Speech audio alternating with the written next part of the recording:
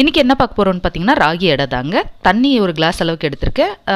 நான் ரெண்டுத்தையும் சேர்த்து பண்ணலான்ட்டு, வீட் ஃப்ளோரும் அப்புறம் ராகி ஃப்ளோரும். இப்போ கோதுமை மாவு ஒரு கப் அளவு, அதாவது ஒரு கிளாஸ் அளவு, அப்புறம் பார்த்தீங்கன்னா ராகி ஒரு கிளாஸ் அளவு எடுத்திருக்கேன். ரெண்டுமே ஈக்குவலான அளவில் எடுத்திருக்கேன். உங்களுக்கு தண்ணி அளவு பத்தனா இன்னும் கொஞ்சம் சுடு தண்ணி ஊற்றி பண்ணுங்கள். அப்படி தண்ணி அதிகமாக இருக்குன்னா கொஞ்சம் மாவை எக்ஸ்ட்ரா ஆட் பண்ணிக்கோங்க. இப்போ பொடியாக நறுக்குன்னா வெங்காயத்தை ஆட் பண்ணிக்கிறேன். 2 வெங்காயம், அப்புறம் பார்த்தீங்கன்னா ஒரு பிடி அளவு முருங்கைக்கீரை, அப்புறம் பூண்டு, ஜீரகம், அப்புறம் காஞ்ச மிளகாய், இது எல்லாத்தையும் சேர்த்து நல்லா பிசைஞ்சிக்குங்க.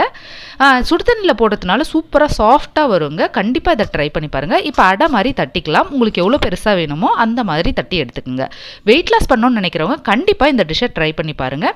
இப்போ போட்டு 2 பக்கமும் நல்லா எப்படி சப்பாத்தி போடுவீங்களோ அந்த மாதிரி பொரித்து எடுத்துக்கலாம். இதை அதாவது கல்லில் போட்டு எடுத்துக்கோங்க.